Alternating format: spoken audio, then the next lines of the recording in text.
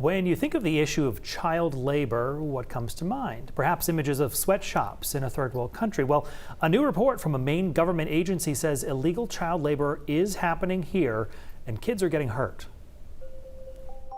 The quarterly report comes from Maine's Department of Labor, which tracks how many workers are underaged, what jobs they're doing, and which of those jobs they shouldn't be doing.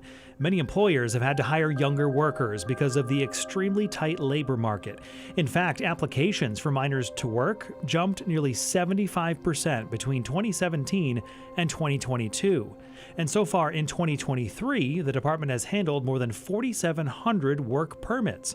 Of those, about 200 were rejected because the jobs were too hazardous for minors. But despite those safeguards, more and more young workers are still getting hurt on the job. 11 years ago, 162 workplace injuries involving minors were reported in Maine.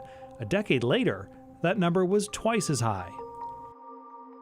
And Maine labor officials say in the second quarter of this year, it completed 3 separate investigations involving youth workers injured in jobs they should not have been working because they were deemed too hazardous.